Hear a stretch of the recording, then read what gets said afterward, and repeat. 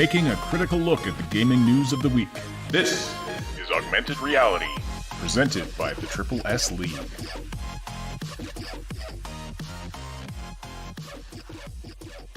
Hello, everybody, and welcome to the Augmented Reality podcast for November 14th, 2020. This is your source for news, leaks, and insights about games in the gaming industry. My name is Ash. How's it going today, Moontag? Oh, it's going really good, Ash. Thanks for asking. And it's great to see everybody so active in the live chat. And don't forget to smash that like button. It likes it rough and helps the algorithm. Right on. We've also got Subsidian with us, as always. And special guest today, Jamie Catalyst, who's a familiar voice to you if you have watched... If you've been with our channel for quite a while, you'll have seen several videos from her, especially more recently, specifically some videos about Cyberpunk Red, and that's what she's here to talk about today. Welcome, Jamie. Thanks for joining us. Hey.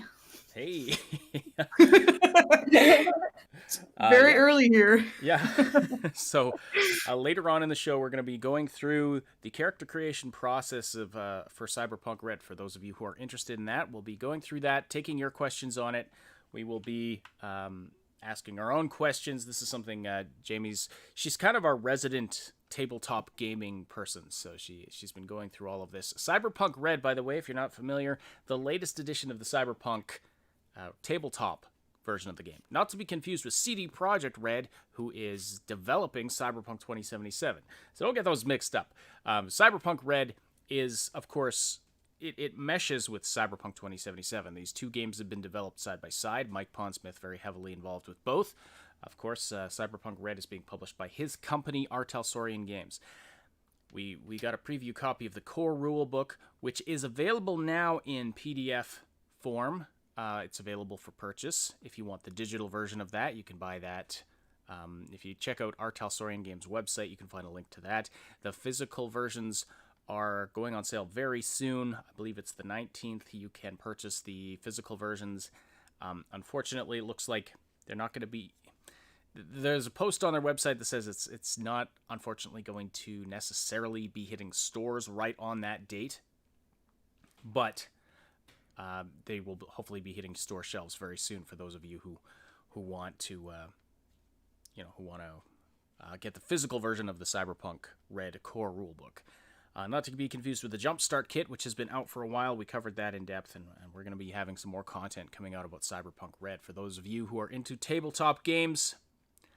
And as Kisuke says in the chat, we should get a Red game started up. Absolutely. Scadril says, I'm much quieter than Moon and Jamie. Okay, well, I'll turn myself up. Hopefully that is better. All right, so... I think that's all I needed to say about Cyberpunk Red right now. So yes, later in the show, we'll be going through the character creation process in a fair bit of depth and taking your questions on it. So if you want to post questions in the chat, Moontag will gather those up for later. If you ask them now, we'll gather the ones we see, and then of course we'll take questions while we're going through it later. Got some news to go through first. Of course, a lot of you are curious about that crazy situation that was going on in Montreal, in the building where Ubisoft Montreal is located, and there was a lot of confusing reports going on yesterday. Was it a hostage situation? What was going on? There was police there. They had cordoned off a whole area. We were seeing pictures floating around social media, pictures of Ubisoft employees on the roof with like the door barricaded, the access door to the roof barricaded. And no one was really 100% sure what exactly was going on. Rumors were that there was some kind of a hostage threat made, something like that. Anyway, Cyb, you've been keeping your eye on this. Apparently, it was a hoax of some kind. It was a SWAT. They got swatted. Okay. They got swatted. So somebody called the 911 in the local area, spoofing a local area number from what they can tell, and then proceeded to make several claims that they were holding members hostage, that they had done a couple other things and potentially trapped some areas, blah blah blah blah blah. The regular stuff that that people do. I hope they catch this person, and I hope they spend a long time in jail. We have had no love for swatters here. They are a bane on humanity. They have already cost several people their lives. It is not funny. It is not a joke. It is an enormous waste of taxpayer money, and it causes massive problems for a lot of people. The people that were immediately affected on this day were all of the people who had stores in that same area that suddenly had their street locked off for several hours, couldn't do any business, possibly scared away potential customers or future customers. The potential other victims was everybody who could have been shot by a trigger happy person, which we've seen before. It's happened numerous times now. I think the grand total, the total death rate now is like up to 4 or 5. Two off the top of my head that I absolutely know about, and then I remember reading about some others, because it's an international problem. And when I spoke to my local police force, probably about 5 years ago, they had no idea that the problem even existed. So again, it's a problem that spans more than one thing. It's more than one thing wrong, and and it's frankly disturbing. So it's a total mess. I hope they catch the person, and I hope they spend a long time in jail, because this has to be brought to its knees. Like, this just has got to stop. In Eastern Europe, it's a disgusting thing to do, and it's just does nothing but cause chaos and disruption and potentially loss of life. So yes, absolutely, it's not a joke. It's not a prank. So, anyways, that has been for the most part sorted. Again, very little details coming out from this particular police department. They're not very communicative with the public. They keep things extremely close to themselves, and they do not. They don't really engage with the public. So this is about pretty much. I suspect this is all we will ever hear on this. And basically, all they said was, "We searched the area and found no threats," and that was it. So plus they speak this weird made up language. What do they call it? Yeah, French. That's it. Just kidding. Any French speakers in the audience? Just kidding. We just like to pick on those Quebecers a little bit. See the Austin Powers joke in what was it, episode 2 or number 2, whatever. Or see the Futurama joke. The professor invents a universal translator, but he's like, it only translates things into this confusing dead language that nobody understands. He says hello into it, and it's like bonjour.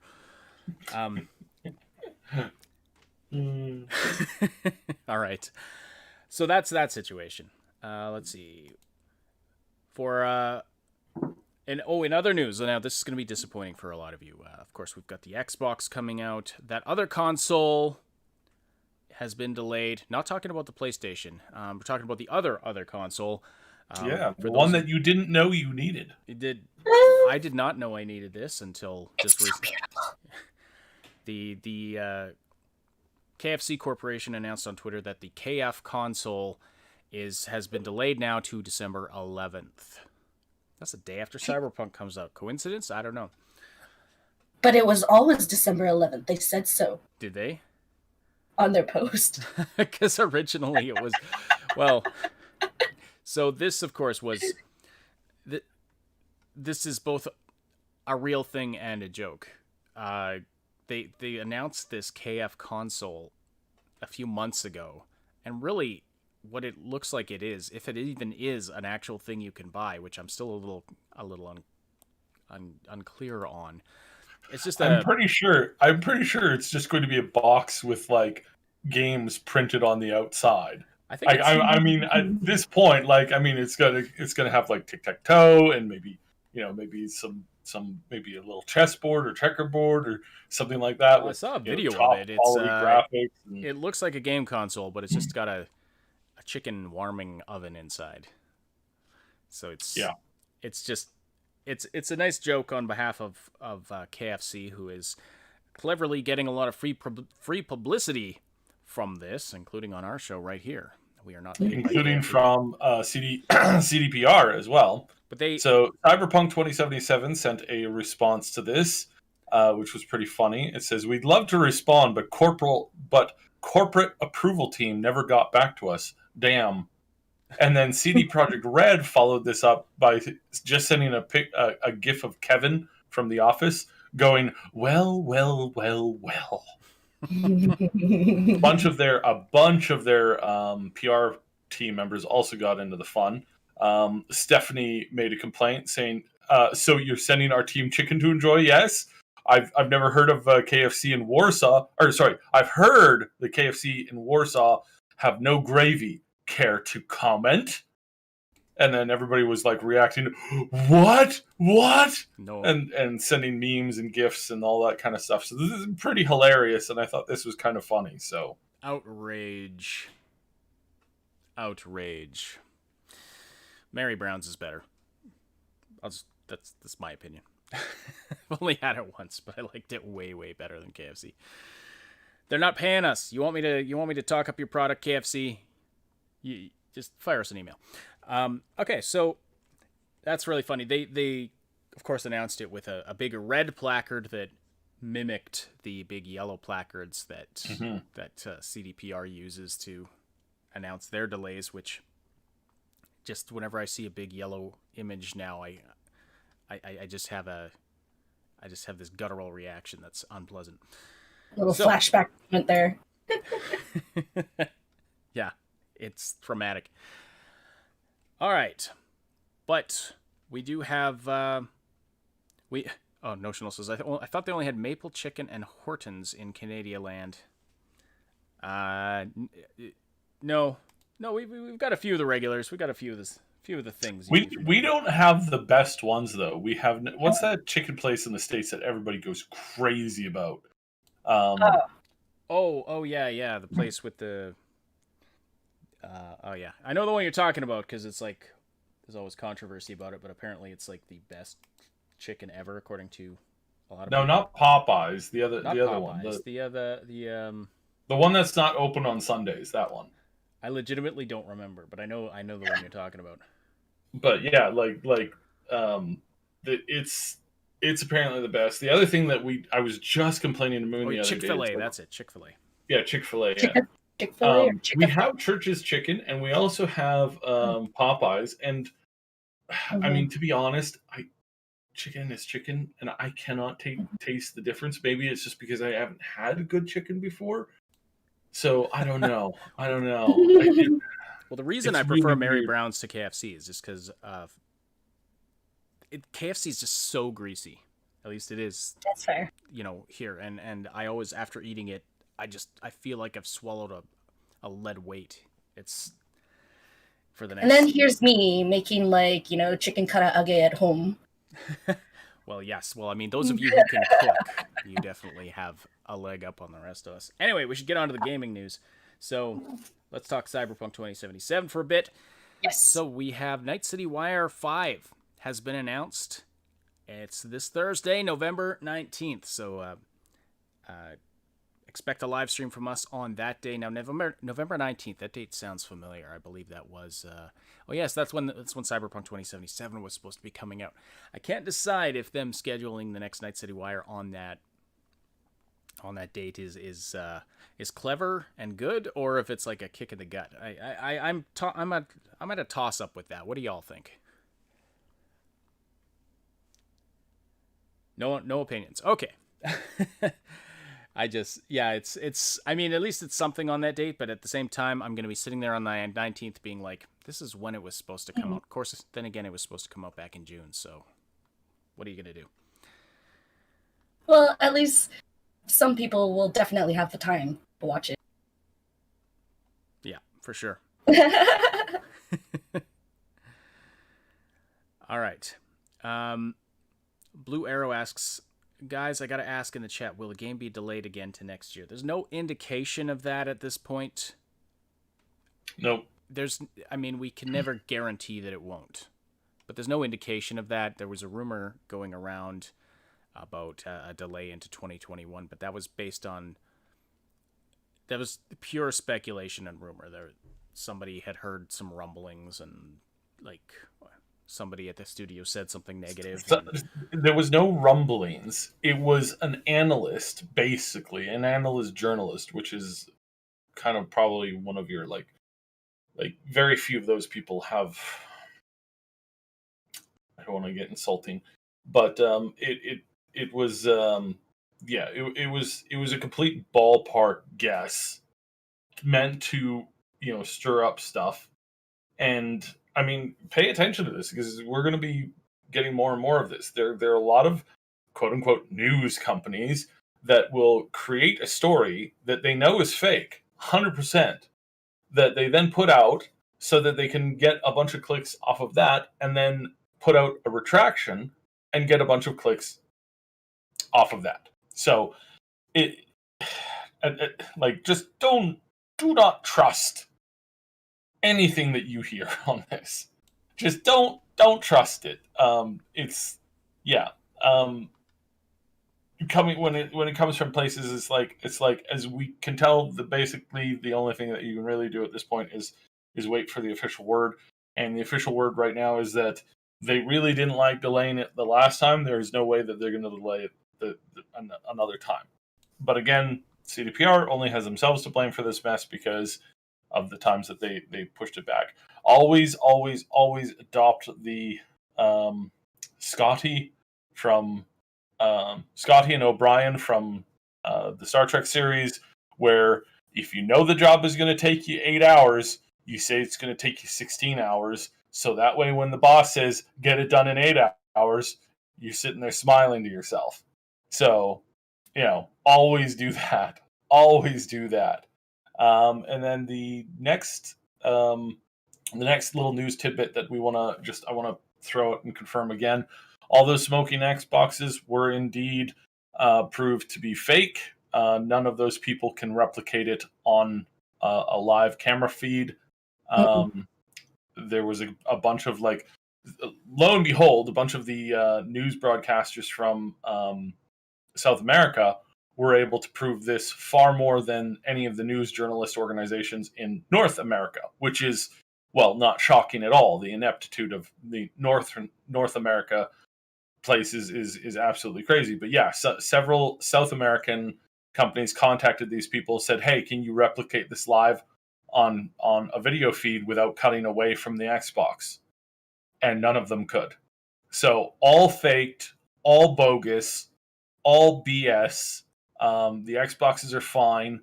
You might not like the design or the company or whatever, but the boxes are fine, and the people who were faking this stuff, ooh, terrible, just terrible. It makes me wonder why they bought this beautiful several $100 machine, and they decide, hey, for the lulz, I'm gonna blow vape smoke through it and post a video on the internet telling everybody it's broken. Like, too much time or too much money or both? I don't know. Probably a mix of both, to be honest. All right. The other big Cyberpunk 2077 news recently is that there was a leak that took place, and interestingly enough, it was a leak that happened right through GOG.com, or the GOG Galaxy, CDPR's actual online storefront. And so we will not be covering spoilers. Yeah, just so you know, we will not be spoiler free. Yeah. No spoilers here. We will not be covering spoilers. Go on. What we're going to do is give you an idea of whether or not this leak actually contains spoilers and how serious it is. So what happened was the achievements for Cyberpunk 2077 got leaked. But only the public achievements, not the ones that are hidden until you get them.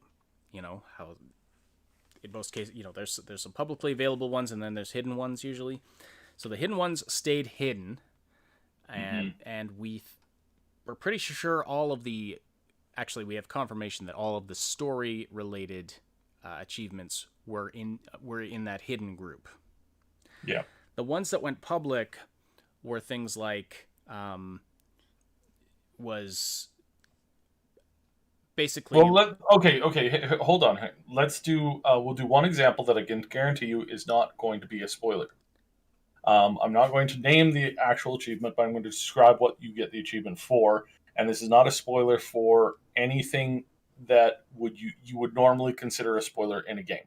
There is an achievement for killing somebody who throws a grenade at you, killing or knocking out somebody who throws a grenade at you.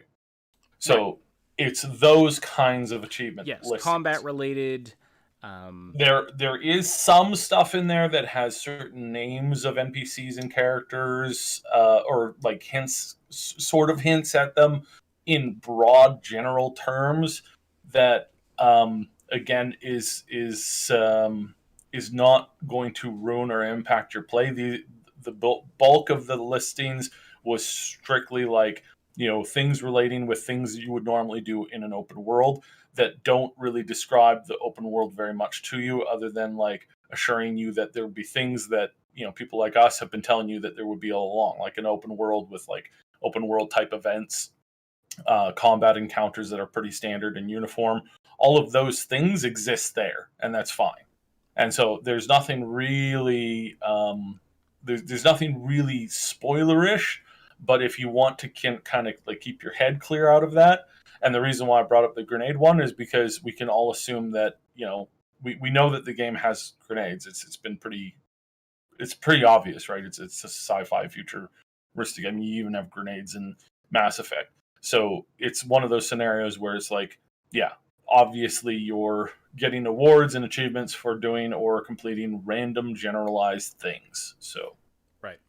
As Sunglare points out, there are people that consider combat achievements spoilers, so we won't go into any more detail than that. Yeah. But basically, I read through them. I didn't feel like anything got spoiled. I think there was one thing where I was like, huh, didn't know you could do that.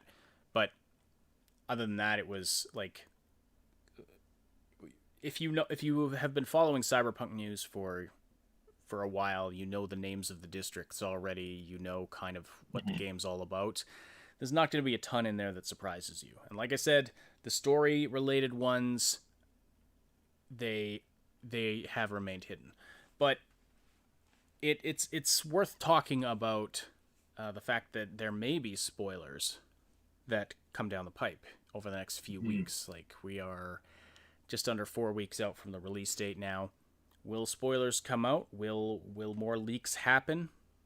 I can guarantee you that this will be the case, primarily because there's a lot of people in the news world that want this game to be punished and want it to be not successful. We've kind of covered some of those reasons before. Bad news always sells better than good news as a general principle.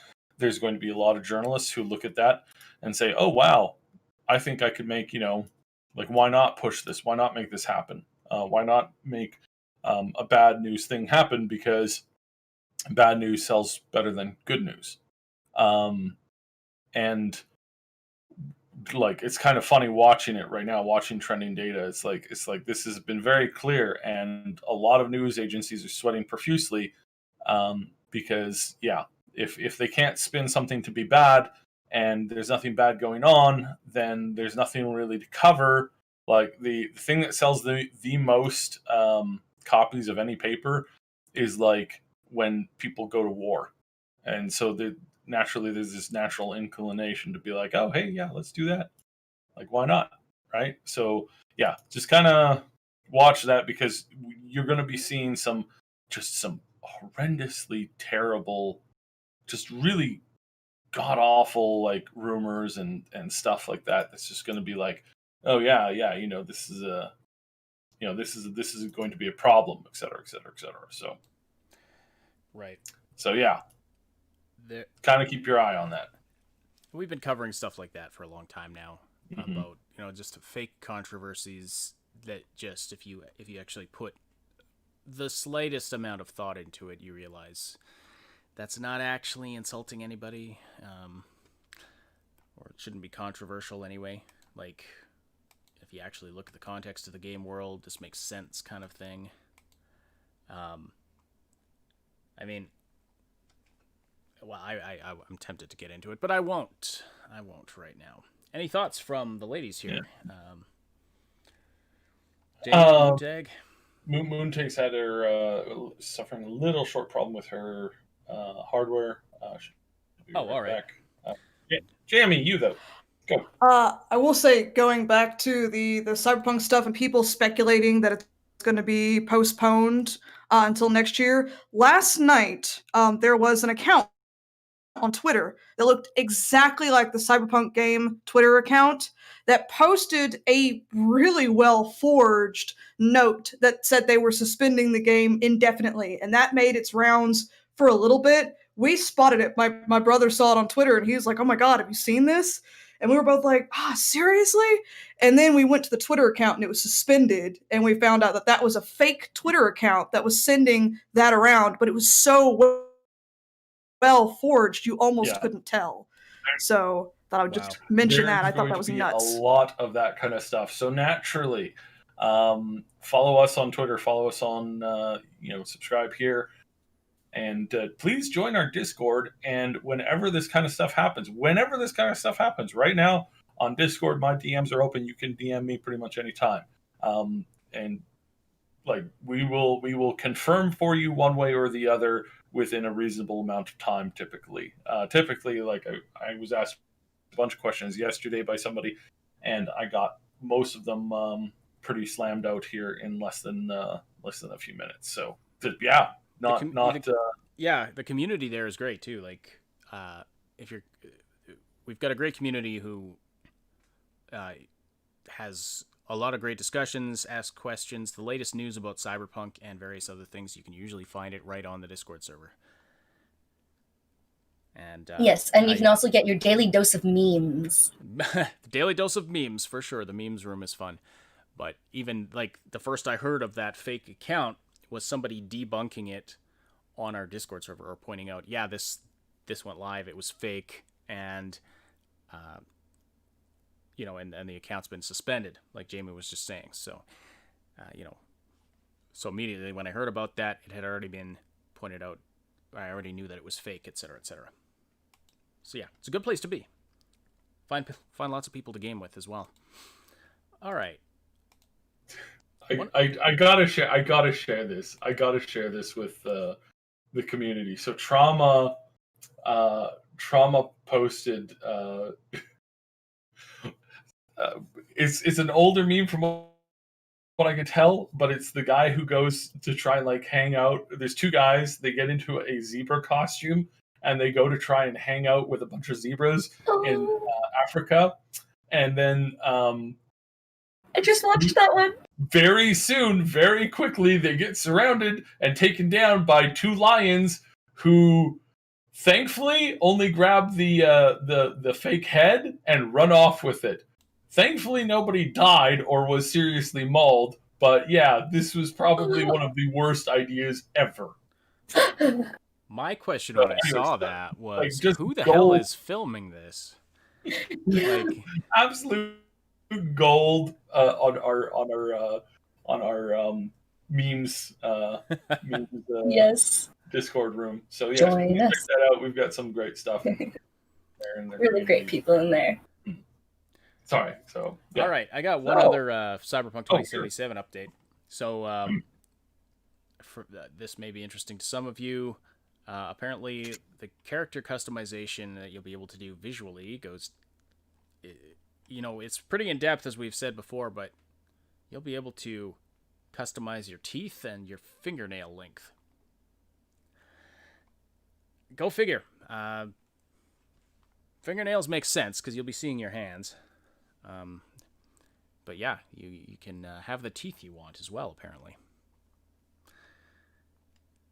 So this is not a surprise to me. I had a game installed on my phone. It was a phone game.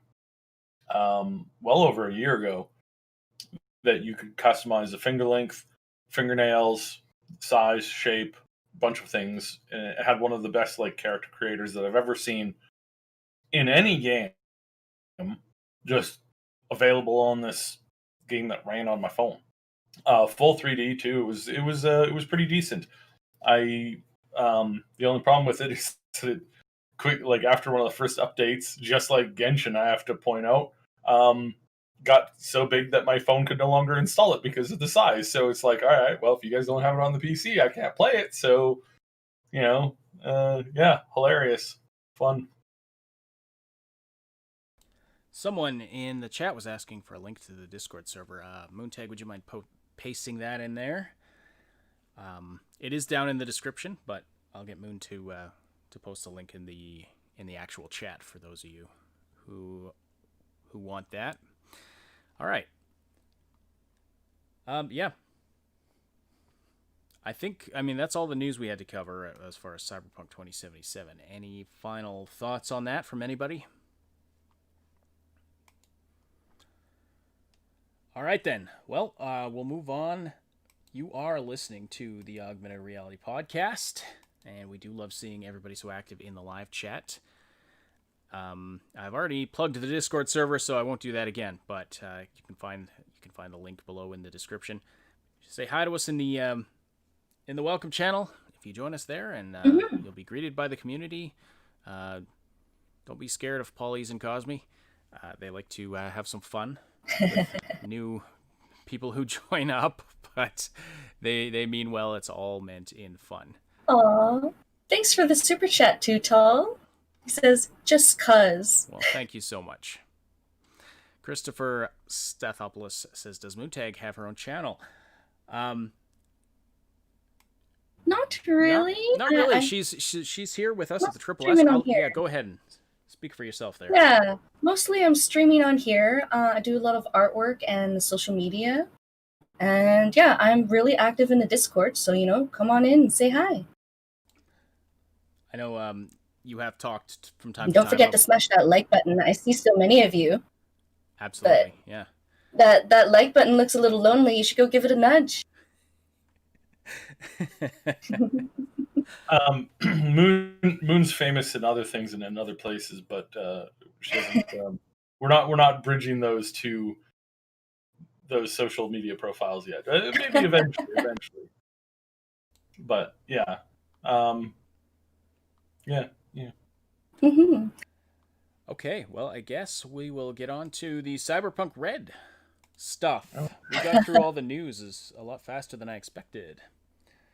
I figured 30 minutes. So Jamie is going to go through and she's going to create two and if we have time, possibly a third. Correct? Hopefully, yes. Yes. Sorry. I was still muted.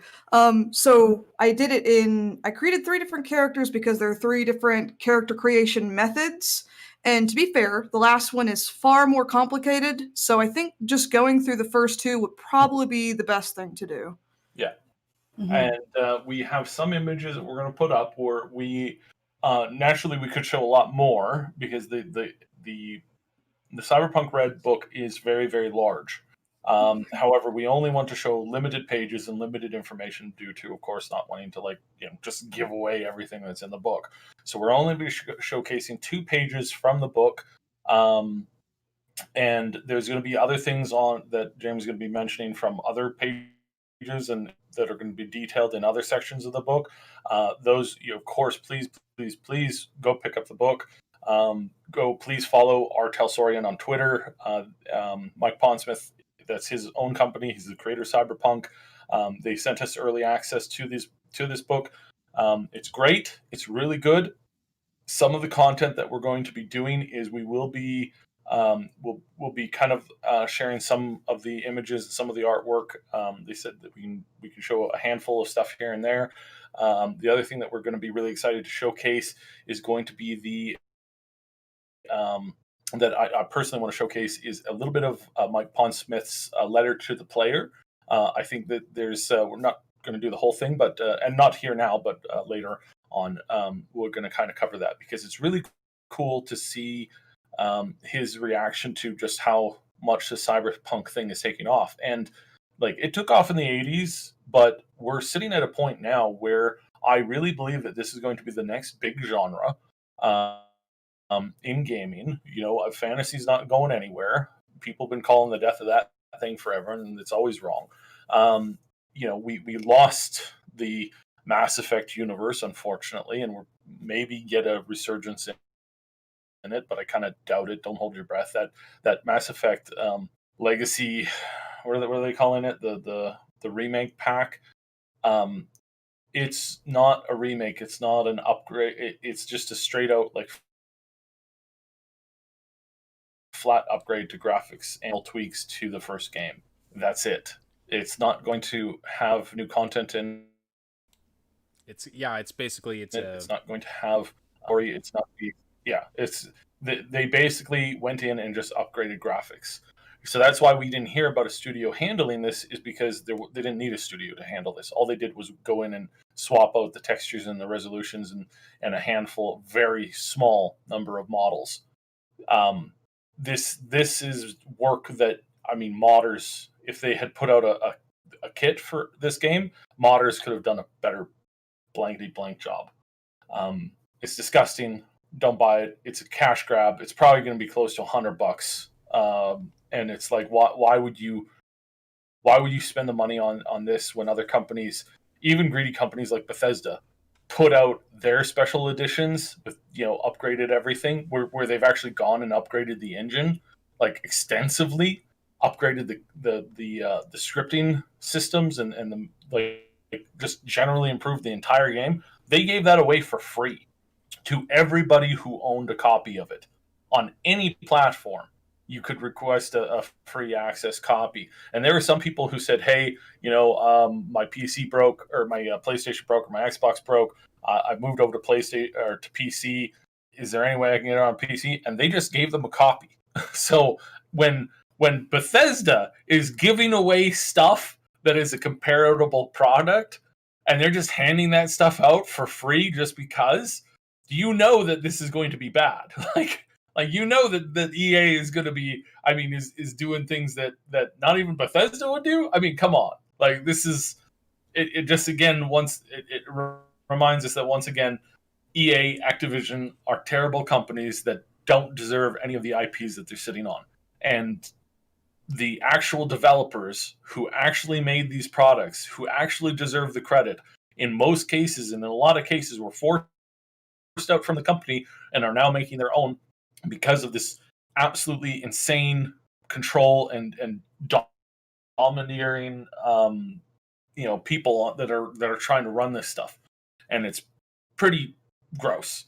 So, anyways, rant over for the day. Rant over, Bioware tangent over. Please check out our Talsorian. Yes, yeah.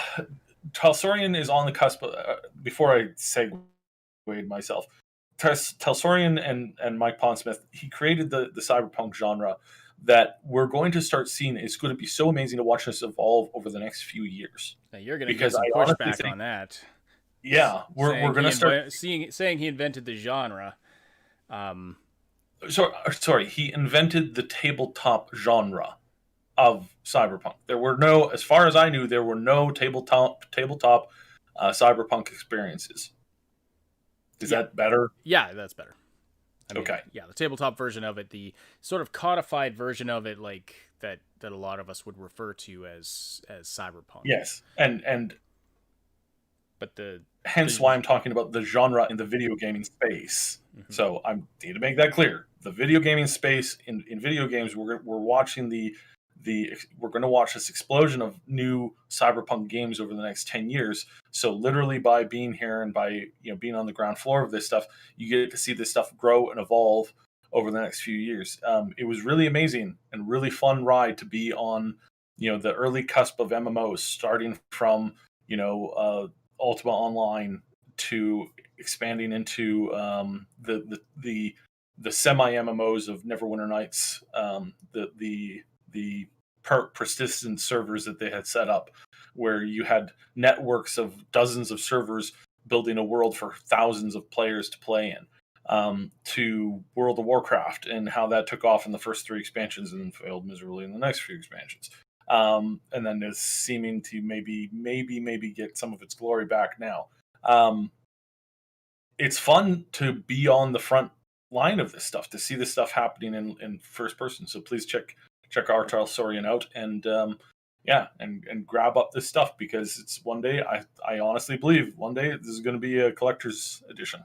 So it's like a collector's thing. So anyways. Okay, so I'm gonna turn it over to Jamie now.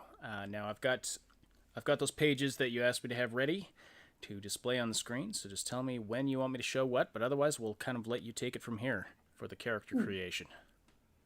Let me double check what those pages were again real quick, so I know if we want to go ahead and put those up. Sorry. You could probably go ahead and put up the first one that I had in the list that I sent you. Yeah, so I got page 41, so creating a street rat or edge runner character. Yes, because that is the first thing we're talking about, so that would actually be perfect. Okay, go ahead. Sorry. Okay, so the first thing I want to go over here, as said, is the character creation methods we have here that you'll be seeing on the screen. So there are 3 different character creation methods in this game, and I really appreciate this, honestly.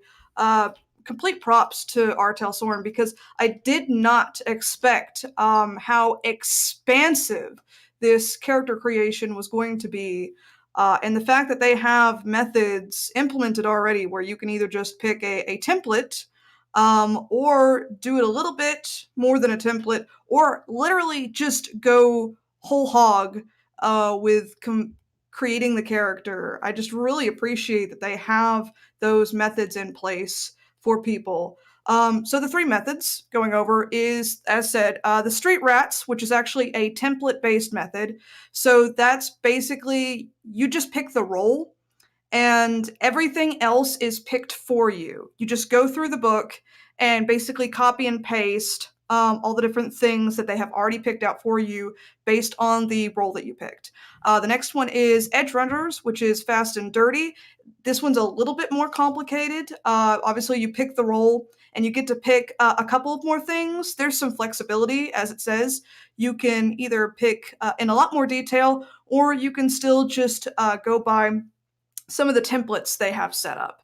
And then there's the complete package, which if you have never played a tabletop game, or you've never played a Cyberpunk game or a game this detailed, I have played D&D for years, and there's so much detail and a lot to learn, especially if you are not familiar with this genre and this story and these details. So I would recommend, definitely don't start with the complete packages or the calculated method if you are not familiar with any of these things, because it is a lot, and it will take you probably maybe 2 or 3 days to set up a character with that method. There's just so much to go through. I feel like their Edge Runner method is perfect. It's exactly the medium of you wanting to go a little bit more detailed, but not wanting to really super get into it. So those are the 3 methods of character creation, but for the sake of time, we're just going to do the template and fast and dirty method, which is the street rats and edge runners method for the 2 characters I have set up here. So let me go to the top here. So the 2 characters, I went ahead and gave them names just to maybe make things a little bit clearer. So we have a solo, which is named Blade. He is a male character. And then we have, my notes don't want to listen to me. And then we have a fixer, who's a female character named Psyche. So we have Blade and Psyche, a solo and a fixer. So the first thing, whenever you're creating sorry to cut in. So these are characters you created yesterday, basically? Yes. Mm-hmm. Okay. And you used Street Rat method for one and Edge Runner for the second one? Exactly. Mm-hmm. Okay, awesome. Sorry, I didn't even think to explain that. I'm just trying to roll the ball as quickly as I can. I think you did explain it. I just wanted to confirm. Okay. So the page you should be looking at right now is on the screen is the Street Rat and Edge Runner character creation, and it's mainly the backgrounds. Okay, no, it's got everything in here actually. So the very first thing you're going to do is pick the role. We've already picked the role because we have solo and fixer. Now the next thing we're going to do is run your life path, as you see on this page here. Now we're going to go down into a little bit further. So you're not going to, on the screen, will not be displayed the different forms of the life path. You're just going to see what we're basically doing overall.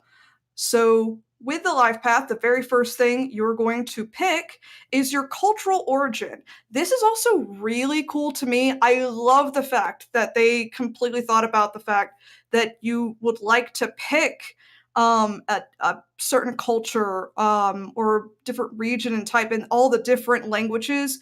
It's so diverse. Like, complete props for Artel Soren for that. It's amazing. And someone had a question earlier about, so when you pick a culture, we have like North American, South Central American, Western European, Eastern European, Middle Eastern, North African, Sub-Saharan African, South Asian, Southeast Asian, East Asian, and Oceania Pacific Islander.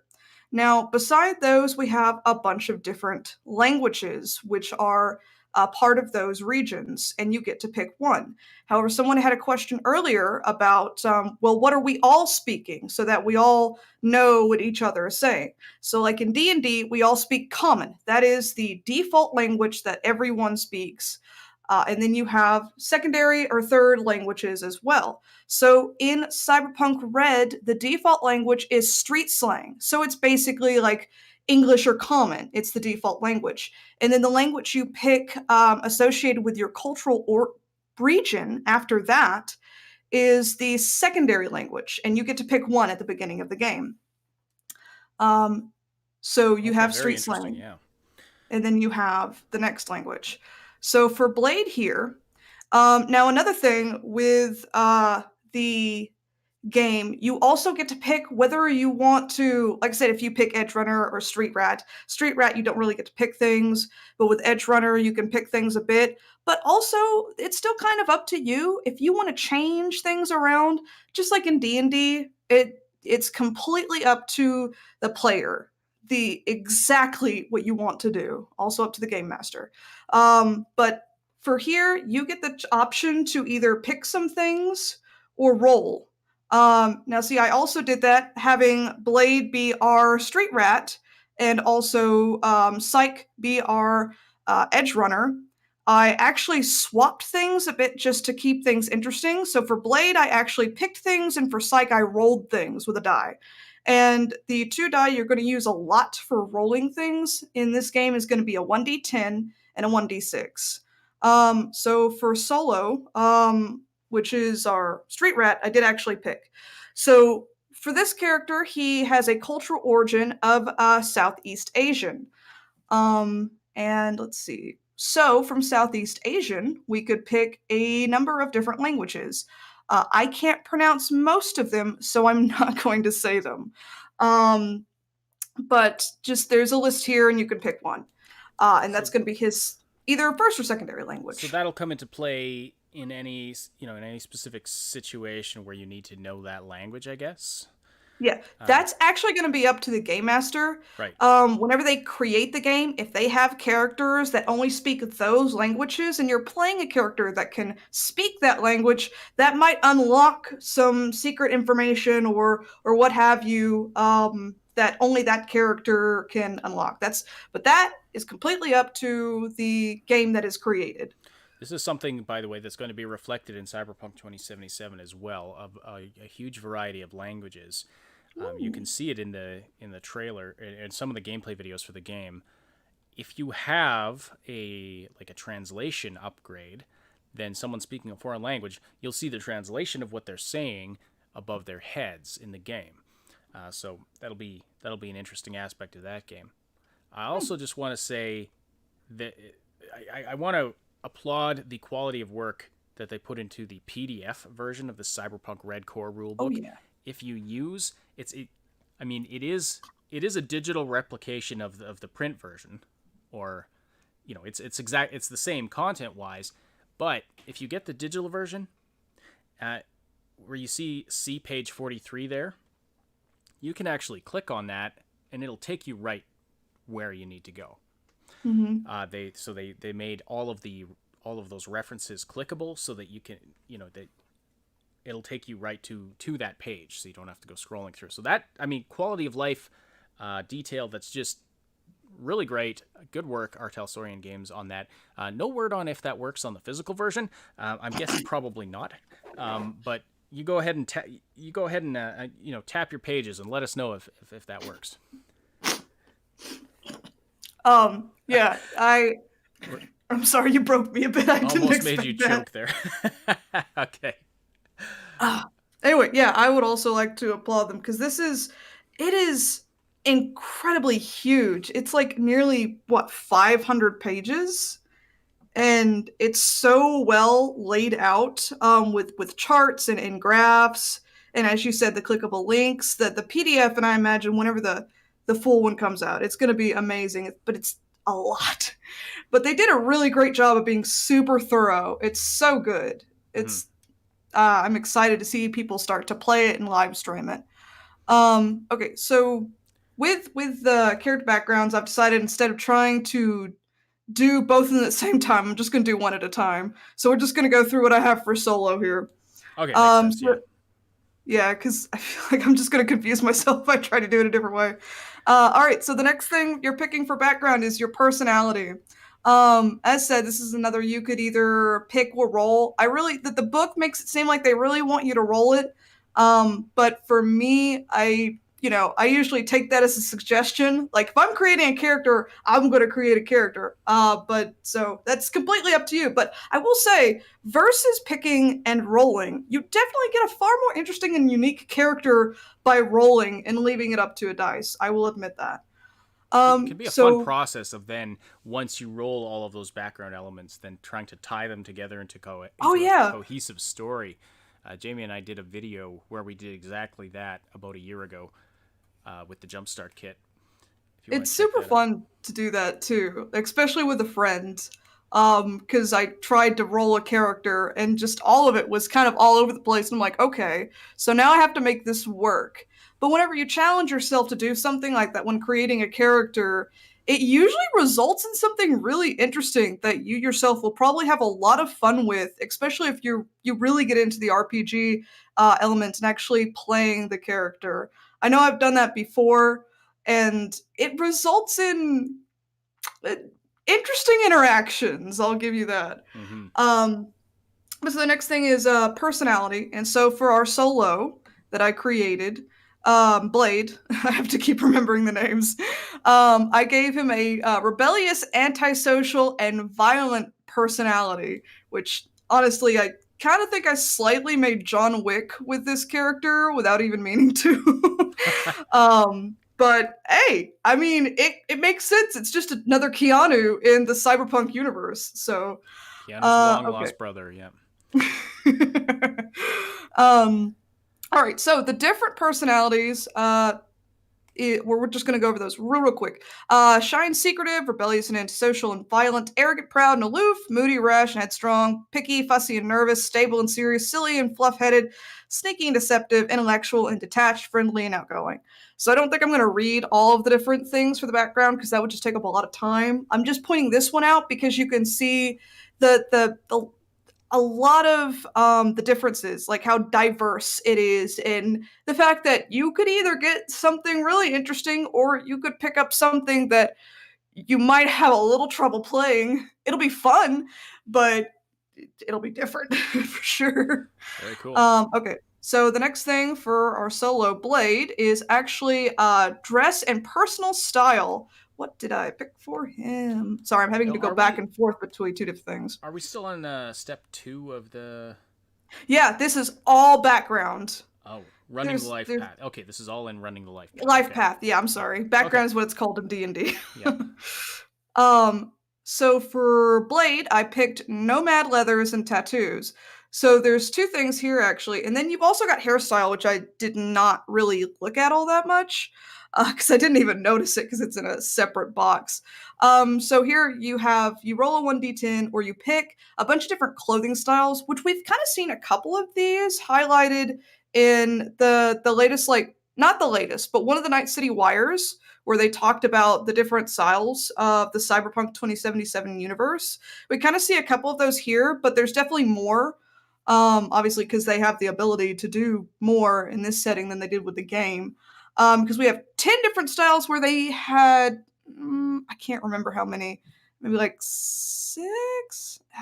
I can't remember how many they had for the game. But I'm not going to go through all of them, but we picked nomad leathers for our solo. And then there's actually a bunch of hairstyles that you can roll for too. But I just kind of went with what was next to nomad leathers, which is short and curly hair. Now that I think about it, that's going to look weird on that character visually. And the next thing you roll is affection. Don't know what that word is, but basically an item you're never without. And for him, I picked, what was it, tattoos?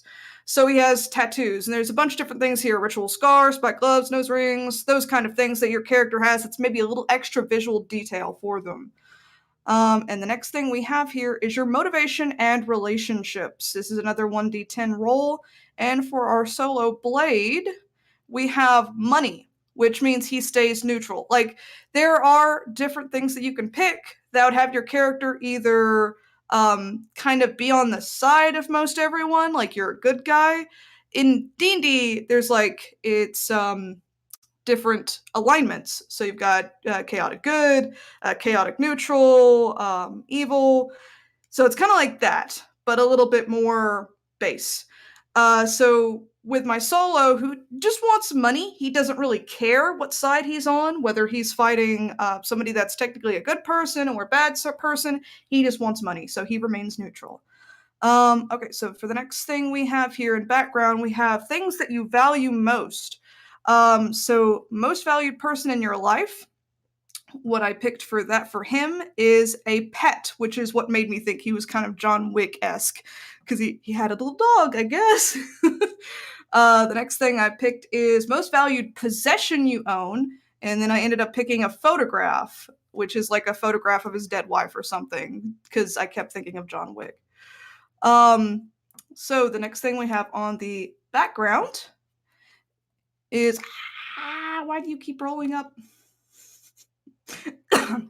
I'm sorry, Google Docs is fighting me so hard right now. Like, oh, are you up here or are you down here? Like, please stop. It's very, okay. Very technical, high tech. Yeah. The megacorp is screwing with you. 1 sec. We do have a super chat from Ventus Gate. Thank you so much. This game is the representation of the RFID chip of Elon Musk Neuralink. Interesting. There is a lot of this sci-fi technology is becoming very real. A lot of cyberpunk reality is coming real. It's kind of it is kind of scary. We got to watch out for that, like legitimately, not just as a joke, but yeah, I agree. We we have to legitimately watch out, I think. Okay. Anyway, carry on. Okay. So the next thing is your original family background. And for this guy, we have the Granger. Was that right? No, I think it was Combat Zoners, actually. No, it is the Granger family. Okay, I remember that right. The Granger family, which is a savage, violent home in any place the gang could take over. You were usually hungry, cold, and scared. You probably didn't know who your actual parents were. Education? The gang taught you how to fight, kill, and steal. What else did you need to know? Alrighty, and let's keep going. So your environment, which was basically the environment you grew up in, and his environment was ran on the street with no adult supervision, which I mean, that fits for what I just said, which is another interesting thing I would like to point out. If you are rolling, we already said that, didn't we? Sometimes you'll roll stuff that doesn't quite match, and that's a little weird. But sometimes you gotta make it fit. So the next thing we have here is your family crisis. Let's see, what did I pick for him? So we have your family was killed and you were the only survivor, which may have worked out well for him. Okay, and your friends. One thing I would like to go over real quick that someone might have a question about, because this confused me a bit. So there are certain things that when you roll, it says roll a 1d10 and Ugh. Roll a 1d10 and subtract 7, minimum of 0. To see just how many friends you've made so far in your life. For each friend, roll on the table below. So there's a couple of these. Your friends, your enemies, your lovers. Now, I had a little bit of confusion at first whenever I did this. So you roll a 1d10 and subtract 7. That just means that's whatever number you get is how many other times you roll to see what kind of friends or enemies you had. So say you roll a 1d10 and you get a 10, and subtract 7, you roll 3 more times for 1d10, and take the numbers that you get, like say you get a 3, a 1, and a 5, which would mean you have a teacher or mentor, you have a former lover, oh my god, and like an old sibling to you. So you have those 3 and you keep them. However, something to keep in mind due to the way numbers work, most of the time when you roll for friends, enemies, or lovers, most likely you won't get any. Just because of how dice are. They hate you, and remember that. So if you get 0, you don't get any of them. So if you roll a 5, so your initial friends roll, you roll a 5, and you have to subtract 7. Obviously, that is below 0. So you have no friends. Yep. Okay. So if you roll an 8, 9, or 10, then you get friends. Mm-hmm. Same thing with enemies and lovers. Which means it's kind of rare a character will have those, which I guess makes sense. But as said, once again, there's flexibility with this. It's all up to you and your GM. You could just pick one if you want, because you at least want to have one because it fits maybe with your character background or details or anything like that. But if you're just straight rolling, just expect most of the time whenever you make a character, you're probably not going to get any of these things. Or get 1 or 2 of one or the other of them, just because of how that works. I just found that really interesting that that's what they decided to do with these types of categories.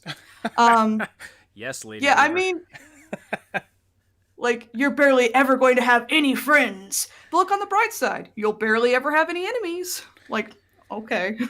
I'm surprised that they don't allow you to have more enemies than friends, but anyway. That would have been a more fun role and would have made more sense, I feel like, in this genre. But it's whatever. They're trying to keep things even, trying to keep things a little bit more balanced. I get it. Wait, there's not a list for frenemies? What? No, there is not. Well, okay, Oh. let's be honest. Your friends are frenemies in this. Oh, This is who Cyberpunk. says you can't try to seduce your enemy, though? Yeah, I mean that's another good one. I've stopped at least 3 like world wars that way. So I mean, you know. To be fair, under enemies, there is lover. So literally, you can have like an ex-lover or lover be your enemy the entire time. So they kind of thought of that, I guess. Yep. Oh my goodness. Also, Alright. friend is enemy as well. So you do have 1 frenemy, but you have to roll really lucky to get that. Now that's if you're running it with the street rat, or sorry. Actually, Is this edge runner or street rat method? We're doing street rat first, but I'm actually picking for street rat. The next one I rolled. But So originally you when I have some rolled, flexibility here. Like you don't. It's not like you have. If you're listening to this and you're unfamiliar with if you're unfamiliar with tabletop games or with Cyberpunk specifically, like there are these easy methods where that give you a lot of assistance in creating the characters, where you would roll for things like I have this many friends or this is my background personality.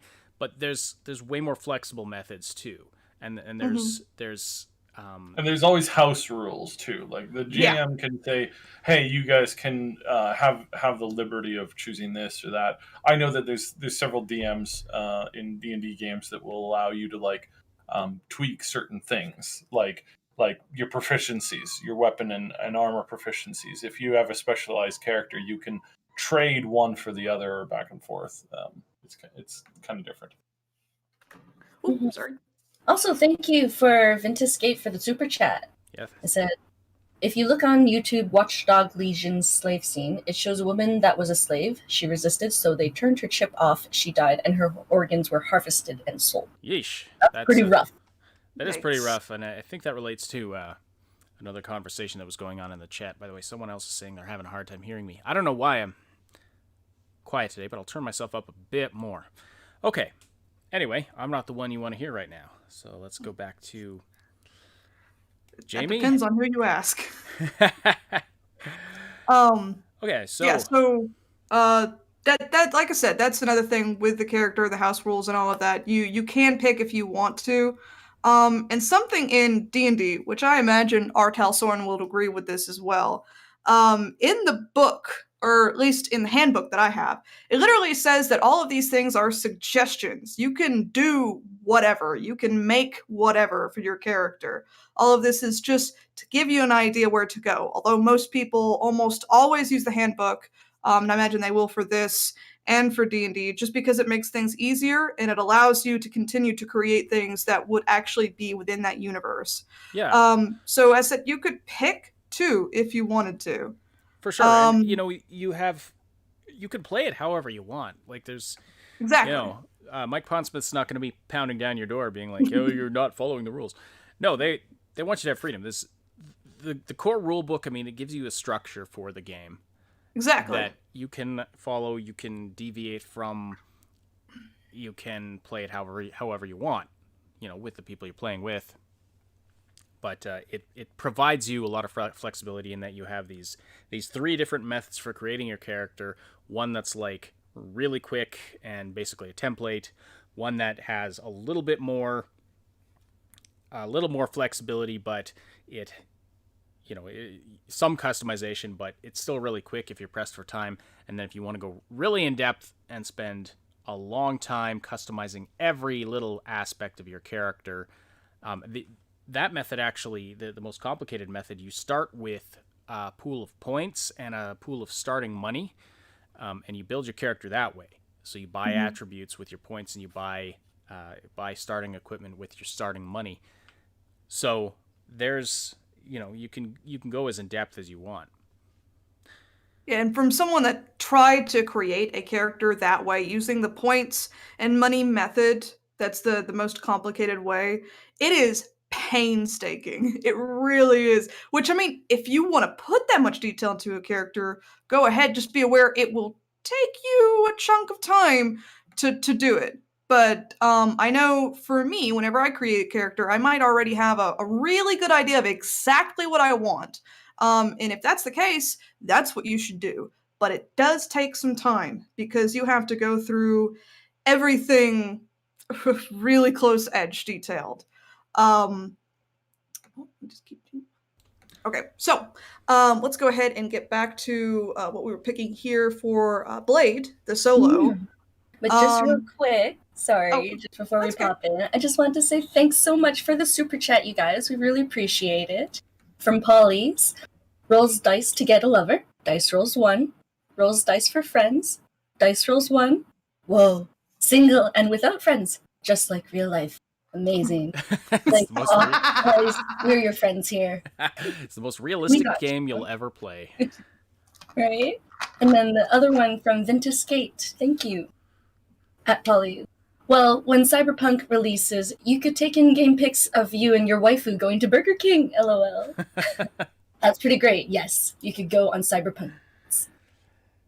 All right. Thank you so much for all the super chats. You're all very, very awesome. So, we're still in running the life path, and there's a lot more steps here. So how much more is there in running life path? Let's see. I have it on my notes here. So you're venturing. Okay, we're pretty close to the end on this, but I'll speed it up a bit here and go through the next one. I'll just hit the highlights of what was picked. Thankfully, I have it copy pasted into my notes, so I can just read from my notes. Let's see. We were on friends, so I picked an old enemy for Blade. Then for enemies, I picked a government official. One of you was a business rival and at a powerful corporation.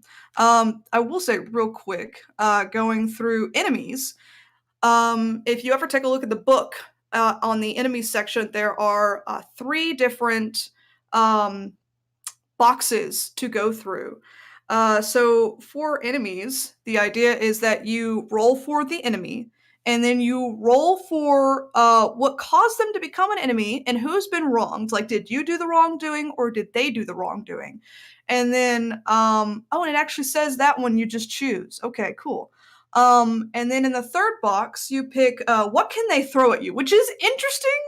It's an interesting detail that I don't super understand why they put it in there, but because some of them is literally an item, and then none of it's an item. I could have sworn I remember reading it being an item. I guess while I was half asleep, I remember reading that. But There's the one idea of the things, for boots. Throw their boots Yeah. so they can knock you off a cliff, like in Baldur's Gate 3. I think that what's going on here is that, whenever you're arguing with an ex, they always want to throw something at you, figurative or literal, or in some cases both.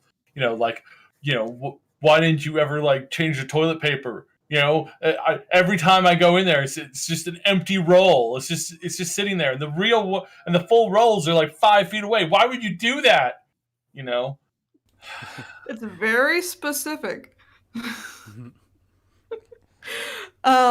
But yeah, no, I guess while I was half asleep, whenever I was still working on this, I imagined it was a book and that an old enemy threw a book at me. So, but no, what it actually is for what they can throw at you is literally like, are they a part of a powerful corporation? Do they have the backing of a corporation to basically antagonize you? Are they using the cops or law enforcement?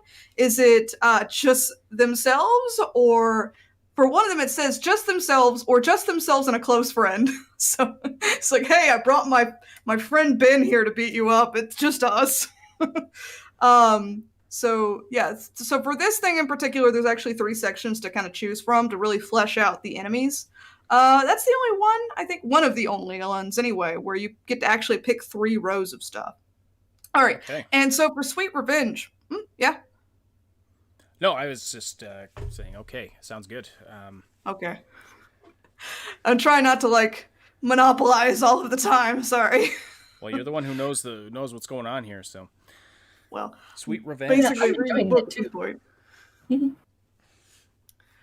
Mhm. But for Sweet Revenge, this one also needs the context of enemies, because what are these enemies going to do? What are you rolling for these enemies to do when they come across you? Or what are you gonna do when you come across them? So for my solo Blade, what he decided to do is set out to murder and maim them. So if he sees these enemies that he comes across that they clearly wronged him for, which apparently they have a powerful corporation to back them to get at them if they decided to, he's just gonna straight up try and kill them by himself with no help. So if I'm the game master,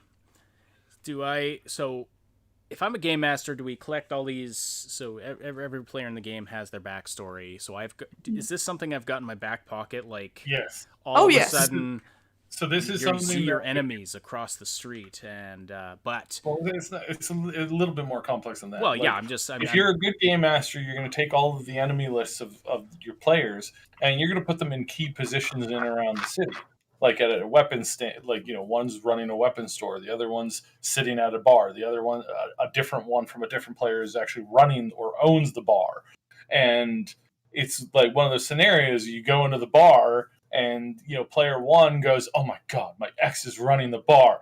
Oh, and then they get into a fight. And then, a little player B, Joey, is like, oh, come on, guys, calm down. Nobody's gonna start a fight here. Look, we're all relaxed. We're all normal. We can all be reasonable. And then Joey turns around, immediately walks into their ex, and immediately just starts shooting, because, going from the everybody stay calm roll to the first one throwing a punch.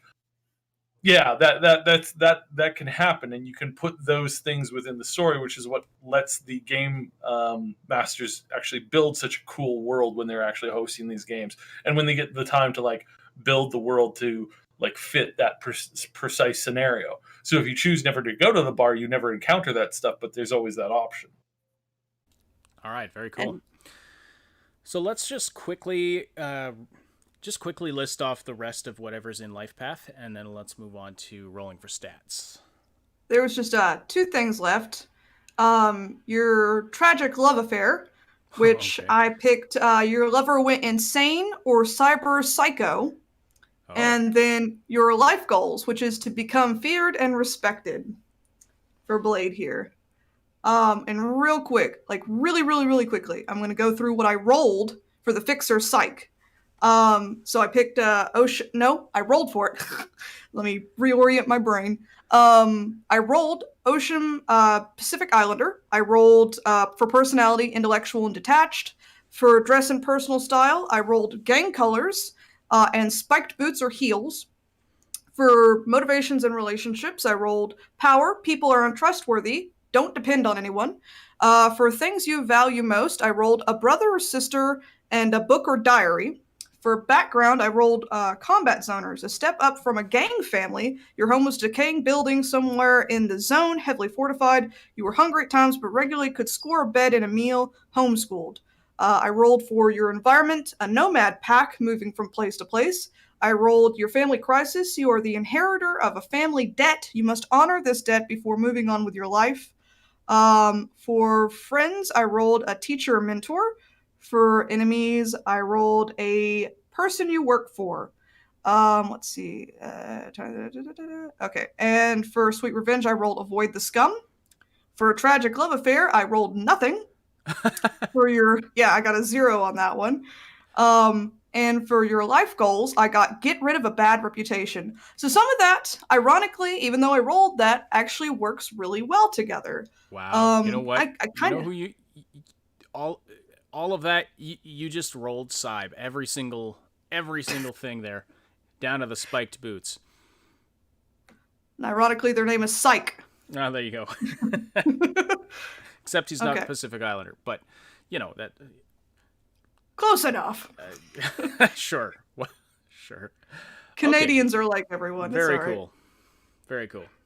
Okay, so the next thing we have actually that I'll go over real quickly is actually an extension of the life path. It's role-based life path. This one I can go through real quick.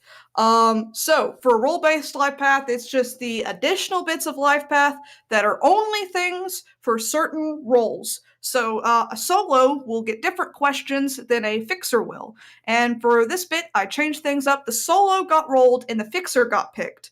So Blade got rolled and Psych got picked for this one. And I'm just going to hit the questions and not really go into any more detail. So for the solo, we have 4 questions. Some get more questions than others, but for the solo, we got 4. So what kind of solo are you? I rolled corporate enforcer who takes jobs on the side.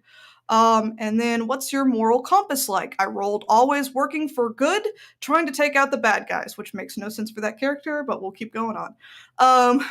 Who's gunning for you? A corporate lawman or a lawman who mistakenly think you're guilty for something. Next question is, what's your operational territory? And I rolled the whole city. Now for the fixer, I picked, and they have, I think, 5 questions. What kind of fixer are you? They supply resources for techs and medtechs like parts and medical supplies. Got a partner? Who? A secret partner with a corporate connection. What's your office like? The lobby of a cube hotel. I nearly said club hotel.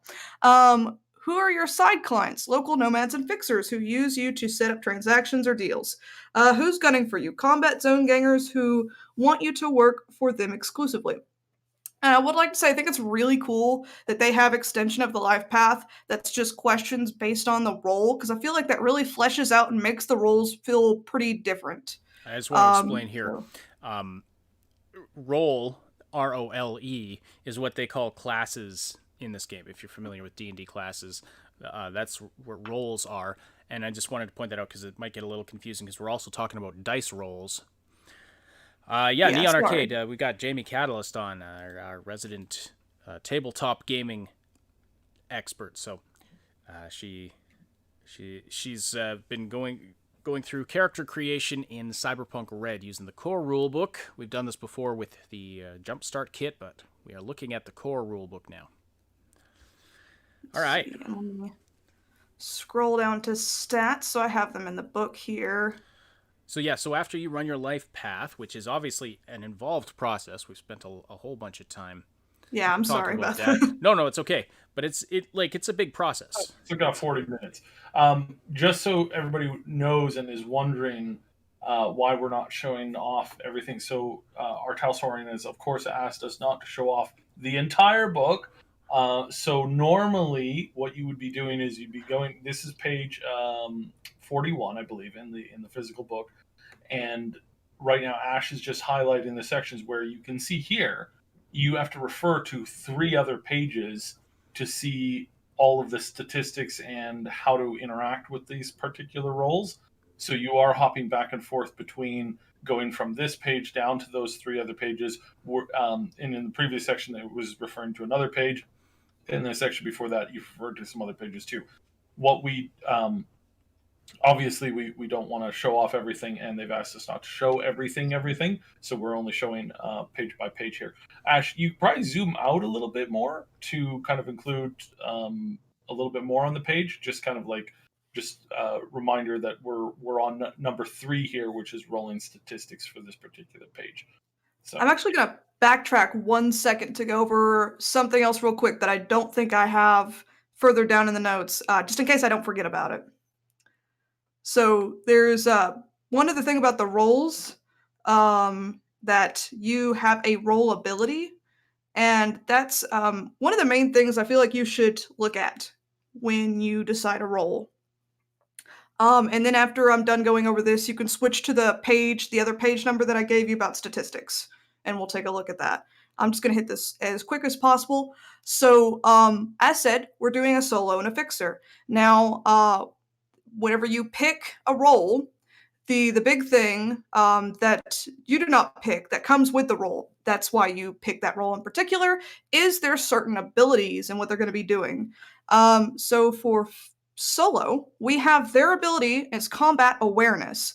So obviously, most people that have any knowledge in Cyberpunk at all, or the roles, is what? Sorry. Is that they're combat. They're the gun guys. I can't think of a really good example. But they're the ones that are going to be the most sort of first-person shooter style, I guess, is the way to put it. Not that that game is a first-person shooter, but that's kind of what their abilities, what their kind of essence sort of feels like. So with combat awareness, a solo could call up their training to have an enhanced situational awareness of the battlefield. I'm not going to go any more over it than that. That is like the base first sentence of their ability. And so that's a really big thing to keep in mind when picking a role, is their abilities. The next thing, real quick, is the fixer ability, which is called Operator. Let's see. Fixers know how to get things in the black market and are adept at navigating the complex social customs of the street where hundreds of cultures and economic levels collide. Fixers maintain vast webs of contacts and clients who they reach out to, source goods, favors, or information. Fixers can source desirable resources and make favorable deals. So that gives you an idea of what the operator ability is. It's basically you can get stuff and you know where to go to get stuff, which I imagine in this universe would be incredibly handy. So now we're going to go back down to statistics, and you can go ahead and change it over to that page that I sent. Okay, it switched over, so go ahead. It'll come up on your screen in a moment. There's a bit of a stream delay, but okay, gotcha. All right, so the thing with statistics is most people that have ever played any type of tabletop simulator, they're going to know statistics as stats. And just like in D&D, you have a group of stats here that make up your character's capabilities in different things. And with Street Rat playing a solo, that is picked for us. But the 10 primary stats that you have in Cyberpunk Red are intelligence, willpower, cool, which I would like to say cool is charisma, just so you know. Empathy, tech, or it says technique, but it makes me think technology. Let me make sure. Tech is technique, yeah. Okay, so that's another one that could get confusing because there is also a role called the tech.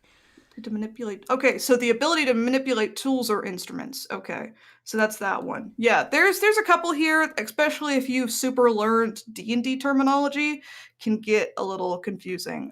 Then we have reflexes. We have luck, body, dexterity, and movement. Let's see. Roll 1d10 when the copy. Okay, so there are the two different methods that we're doing here to pick. So I'm pretty sure, yeah. So there's just a template for method 1 for Street Rat. There's just a template. You go and find the role that you're using, and you can copy and paste the numbers that you already have. So for our solo, we have we have Intelligence 7, Reflex 7, Dex 6, Tech 4, Cool 6, Will 6, Luck 6, 5 Movement, 6 Body, and 5 Empathy. So those are just the template, the base of what the game itself picked for you for solo. And then method 2. Okay, so for this one, it's going to be a little bit harder to explain without having the chart in front of you, but I will do my best to explain it. So if you had the rulebook, there is a chart for method 2 that we're doing here. Just going over it to make sure I got it right. Okay, so on the chart, you'll see that you have the different stats that you're rolling for, and then you'll have a outline of 1, 2, 3, 4, 5, 6, 7, 8, 9, 10. I believe this is a column style. So you're going to roll 10 1d10s. And depending on what each one of those rolls give you, say you rolled a 1, 3, and 6. So you're going to take the chart and you're going to take a look, and under intelligence, which is the first thing we see here, you rolled a 1. So you get a 6. You just find it in the chart. And then for reflex, we rolled a 4. So we get an 8. So you just find it in the chart for what number you rolled for those stats, and you write them down. So that one, it's also really quick. So if you, okay. So if I understand, so there's a chart in the book. Yeah. So for each stat in that method of character creation, you roll a 1d10 for each stat, basically. And say if I roll a 2, that doesn't mean that stat value is 2. It means I look into column 2 on the chart, and that tells me the value of my stat. Exactly. Sorry, Okay. I couldn't figure out how to explain it properly because my brain is on overdrive. But yes. It's a little hard to explain because you have to have the chart looking at it. But yes, that is correct. It's pretty easy if you could look at it with your eyes. It's pretty straightforward. But yeah, that is how that's done for Edge Runner. I think we're planning to turn this into its own video, and we'll bring in some additional graphics to help out. Oh, that would help a lot. So real quick before we get to the next thing, which will be hit points. What we rolled here for our method 2, Edge Runner method for our fixer psych was Intelligence 7, Reflex 5, Dex 6, Tech 5, Cool 7, Will 5, Luck 8, Move 5, Body 4, and Empathy 7. All right, so we're gonna move right along for. Nope, my notes wanted us to go back to stats. Stop doing that, please. Okay, for hit points. All right, so the next thing we're going for hit points, and this one, once again, I believe there's just a template for solo because we're using the Street Rat method. That went too far down. Are hit points a derived statistic? Okay, actually, no. This is another thing that's actually fully chart. Okay. So how do I explain this? It's another thing like the chart from before. You find the correlation of numbers that you rolled because once again, you're rolling. No, you are not rolling. I am so sorry. You're actually looking at the stats that your character already has. So the two most important things that you need to know for hit points is what your stat of will is and what your stat of body is. Sorry, I'm having to refresh my memory on some of these things because some of them is a little bit different than the rest. the number of hit points you have is based on those two stats. So is this, I'm noticing step number 4 in the previous page we were looking at is calculate derived statistics. I'm wondering, are the hit points one of those derived statistics? Let's see. Because they derive from the stats? Yes, they are, definitely. Okay. I think it's hit points and then probably what we were looking at earlier because it was also using the chart method. Yeah. So yes, that is completely true. Let's see. Right. Okay. So going back to hit points, so will and body. Now, one side it says will, and then upper it says body. Let's just say you find where the two meet number wise. So I'm just gonna go over this. I'm not even gonna do the other one. Body. So our solo has the body of 6, and they have a will of 6. So you go on the chart where under will, it says the number 6, and then body, the number 6. And then you basically go to where those two meet up in a box on the chart. One comes down and the other goes aside. I really wish I could figure out how to explain this where it made sense. I mean, I don't worry about explaining it in the most intricate detail. I mean, it's I think it's the kind of thing where, like, there's detailed instructions in the book. If people pick up the book, they'll be able to figure it out. It's a basic chart. Yeah, and it's part of this is complexity. So don't worry too much about the complexity. People will figure that out when they're making the character. It's because a lot of it's like, and a lot of it is just like giving you that sense of like you're building a character that's complex, and that's why people like D&D and Cyberpunk, is because you have this complexity that you don't get in normal games. I mean, you don't get to rate a lot of your attributes in other games, let alone like your relationships and your style and visibility, like combination unit. Yeah. But I will say, this is another thing I really appreciate Artel Soren for, because I can't math to save my life. So they basically made a chart, which if you could see the chart, it's really easy to figure out. All you have to do is be able to see the chart. And it's great because the chart makes it to where you don't have to do any math at all. It's just right there in your eyes. So I really super appreciate them for doing that, because I can't math at all. So following those numbers though on the chart, it means our solo has an HP of 40. So we'll move right along, because I don't feel like I really need to say the HP of the other character, because that method is the same. Doesn't matter whether you have if you're using a template character with Street Rat or using a little bit more advanced character with Edge Runner. That method is exactly the same no matter what kind of character you're making.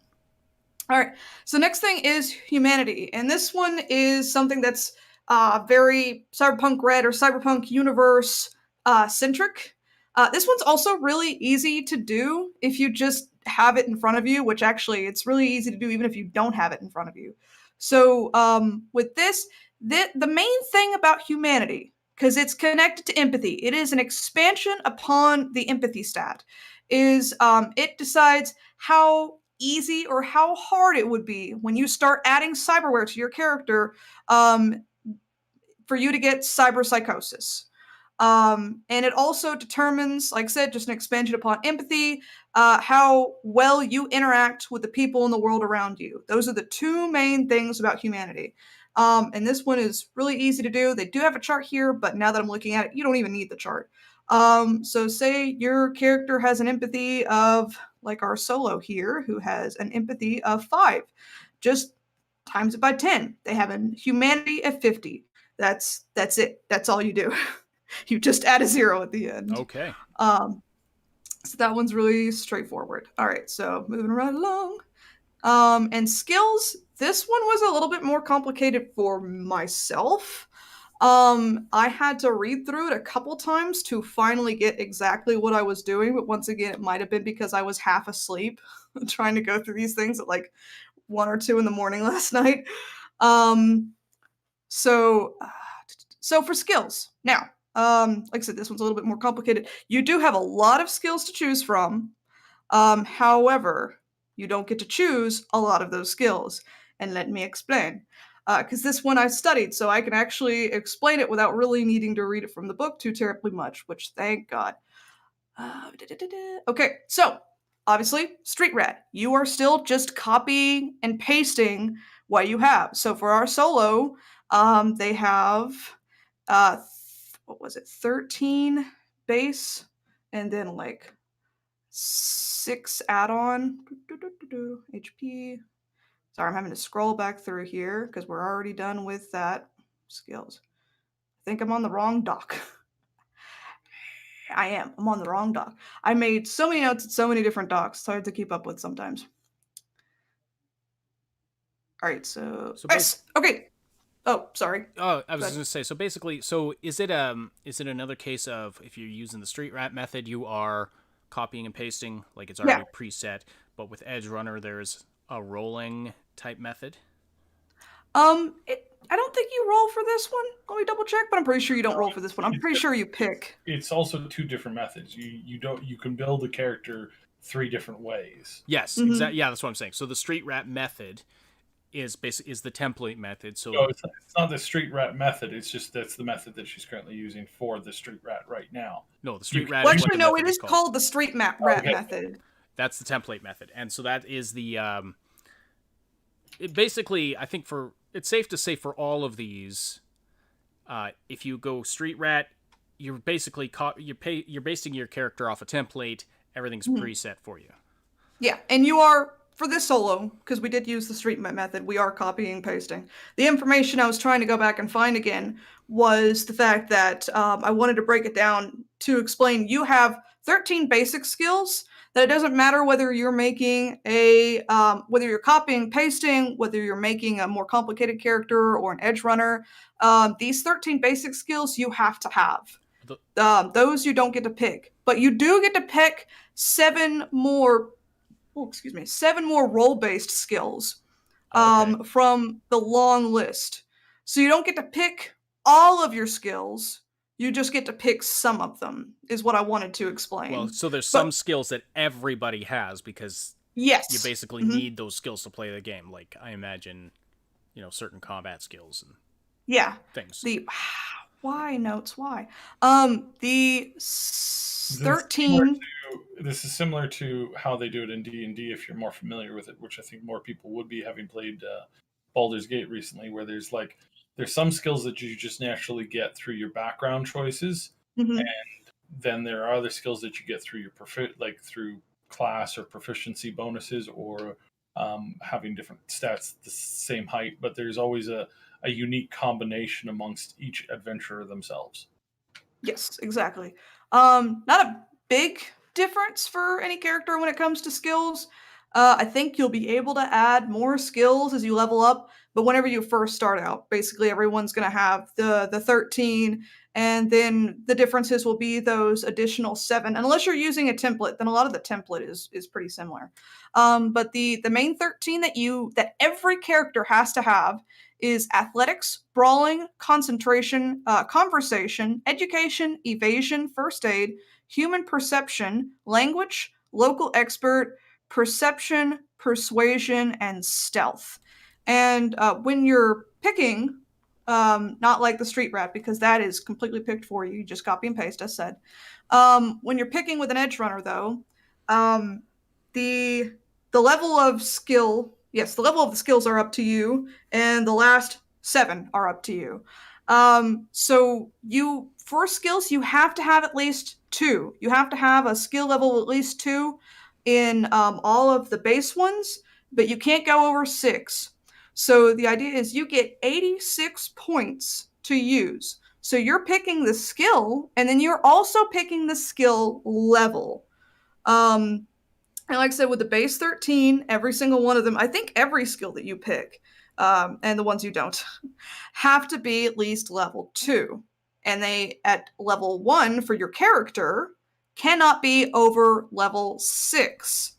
So as I said, you have to do the math on this one, because you have to figure out exactly what to lead up to with 86 points. Right. And... Yep. Oh, I just said okay. Oh, Sorry. So like I said, you have the basic 13, which I did just all 2 in because I was trying to do the math of what I can do with the points, but I didn't really get around to that. And then for the fixer, I think Edge Runner you actually also don't get to pick. Let me double check that. I know solo for sure because you have the chart here that you copy and paste it from. Let me double check for Edge Runner too. I think so. So, okay, yes. So for Edge Runner, you don't get to pick those starting skills either, but for Edge Runner, you get to pick what skill level each of them are at. Whereas for Solo, you don't get to, or for Street Rat, the template, you don't get to pick anything. For Edge Runner, Yeah, and I just want to re-clarify for if anyone else is if anyone's just tuning in. So Street Rat and Edge Runner are 2 different methods of creating your character. So those are not roles in this game. They're that's what they call the methods of creating the character. There's a third method that is way more in depth, where you customize every little aspect of your character. We're not going to be covering that one in super detail right here, but that does exist as well. So Street Rat is basically a template character, and Edge Runner is it's a fast and dirty method of creating your character. It's got some customization, but it's kind of if you're a beginner and you want some customization, or if you need to create a character really fast. Yeah, which sometimes I wonder why they named it those things, because it can be a little confusing because those are also either role or like something you can become in Cyberpunk 2077. Yeah, so they it can sound be a little like roles. confusing. They're using cyberpunk terminology for the game meta, and it's interesting. But anyway. But yeah, I'm gonna reiterate this real quick because I feel like I might have confused some people. So for the template method, which is the Street Rat method, you don't get to pick anything about your skills. You just copy and paste. You don't get to pick what skills you have, and you don't get to pick what level they're at. But for Edge Runner, which is the fast and dirty method, you don't get to pick the skills, but you get to pick what level each of those skills are at with the 86 points allotted to you. Okay. So good. I needed to clarify that. Yeah, that makes sense. I think you nailed it there. I'm glad because I'm going all over the place here. Okay, so that's what we need to know there. I'm not even going to really go over. I guess I could real quick hit the difference between the 2 role-based skills, just really quickly. So for our Solo, the 7 skills that he got role-based was auto fire, handgun, interrogation, melee weapons, resist torture, drugs, shoulder arms, which I need to go back and read what shoulder arms are because I'm a little confused. I didn't get the time to really study what all the skills are because there's a lot. And tactics. Ooh, excuse me. Okay. All right. So, and then our fixer, what they got is bribery, business, forgery, handgun, pick lock, streetwise, and trading. Interesting. And that was their 7 role-based skills that they got. All right, so moving right along, we have armor and weapons next. Let's see. Also, if you want to go back to the previous page where it's just kind of abbreviating like what we're doing here, creating the character, since we're not going over the stats anymore, that might be a good idea. I wish I had thought about that earlier. I'm on the previous page. Okay, good. Looking at step 6 right now. Yeah, record weapons and armor. So as you see here, you go to page 91 for a list of weapons, and you go to page 96 for a list of armor, and then how do you know which weapons and armor you get? You go to page 98. So how do you know based on for the 2 methods we're highlighting today? How do you? Okay, so this one's Edge Runner, and you're cutting out a bit there. What was that? Yeah. How do you? Just go through that for the 2 methods that we're highlighting here. Okay, sorry. I didn't hear you cut out a little bit. So this one's easy though, because with Street Rat and Edge Runner, all of this is also predetermined. It's already picked. Okay. But if you were playing the complete package, which is the one we are not going through currently, I would like to state that This is one of the parts that makes the complete package probably take a really long time to create, because you are given, like I said, the money in the pool of points, although the money is the main thing for this one for armor and weapons. You're given about 2,550 Euro bucks to buy any weapons, armor, gear, or cyberware you want. And that's a lot. There is a lot for each of those categories to go through and pick and choose on, and a lot of it's really good and interesting. So if it was someone like me who's super indecisive because I want everything all the time, it would take me forever to finally decide which ones to pick for a character. Which is why I appreciate that for the other two methods, you don't get to do that.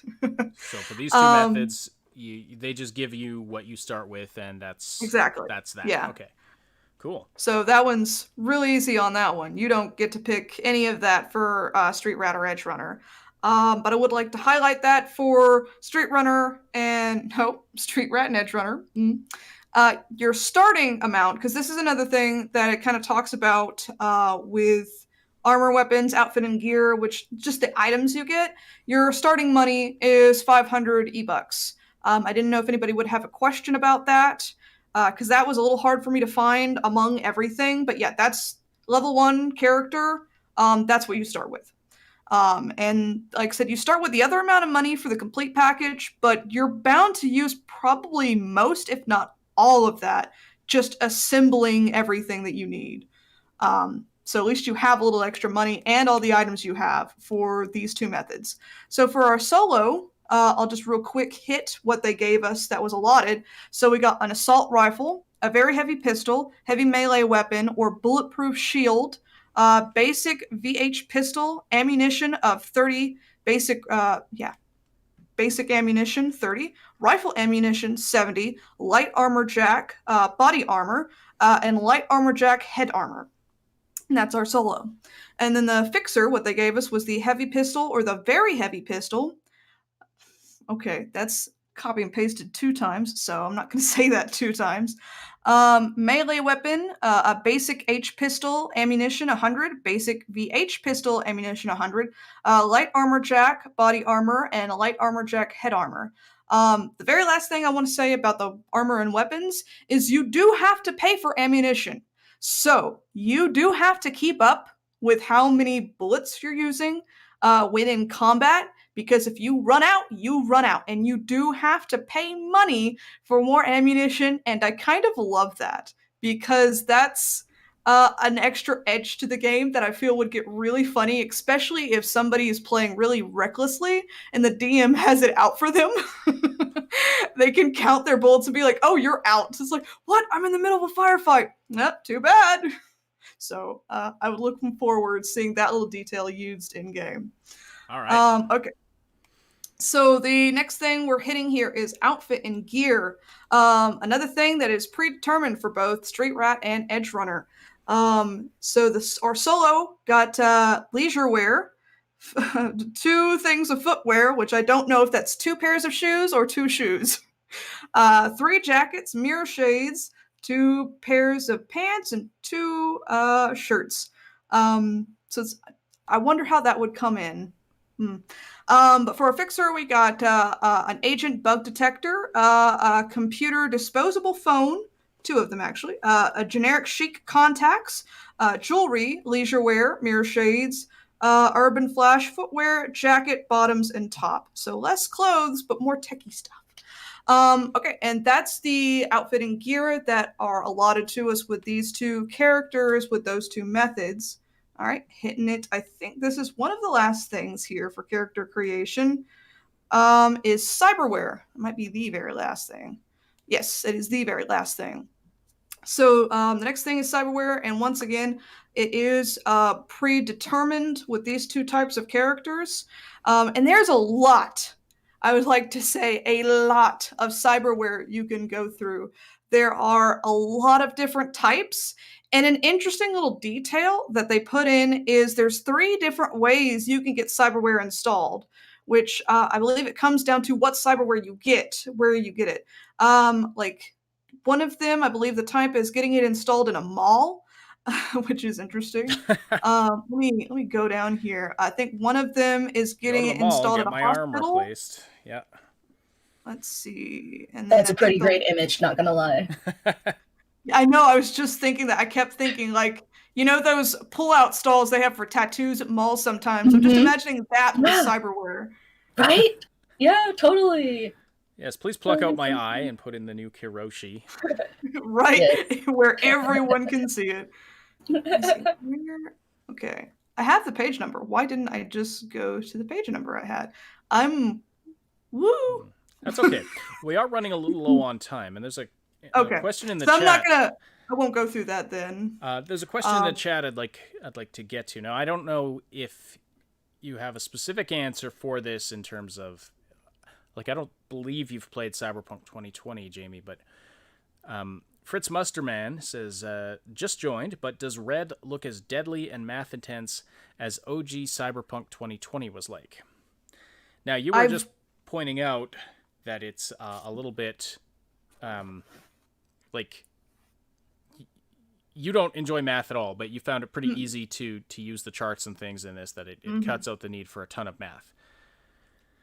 Is that correct? Yes, my answer to that specifically would be, and I have glanced at 2020 a bit, but no, I have never played it. However, this is to what older versions of D&D 5e is to new players, for anyone that has that, but I'll explain that in more detail. It is 100% new player friendly, and they make it very specifically for that. I did not have to do other than counting, but that's not math. I did not have to do any math for this.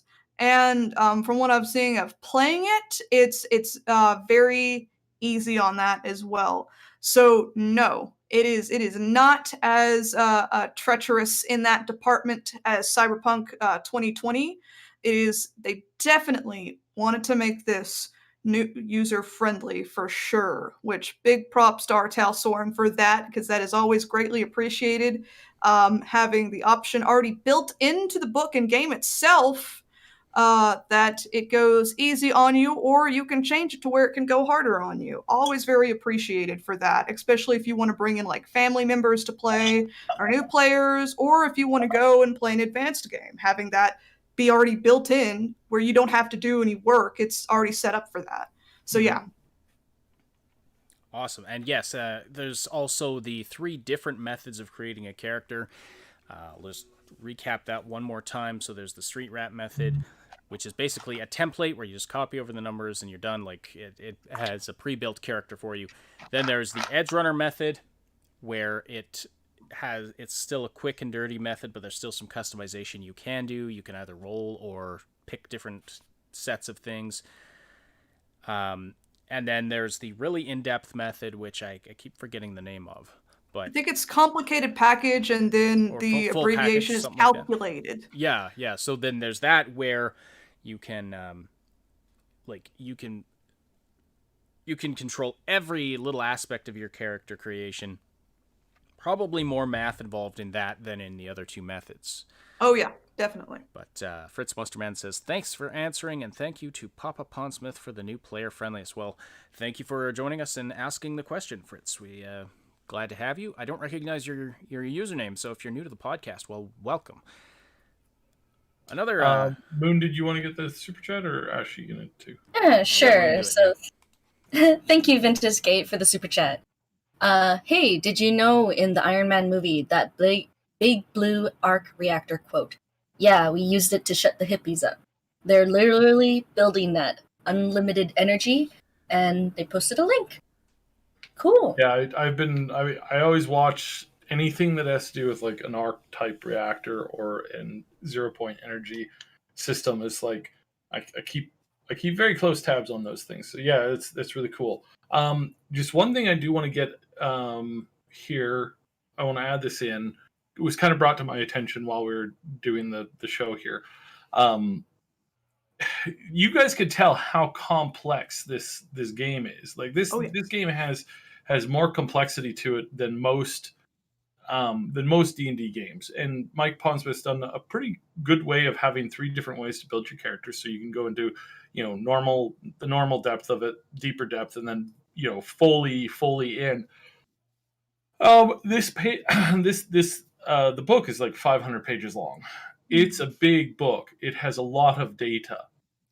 And remember what I said at the beginning, how, with Cyberpunk, there's certain people that are, aiming to kind of take this game down a couple notches.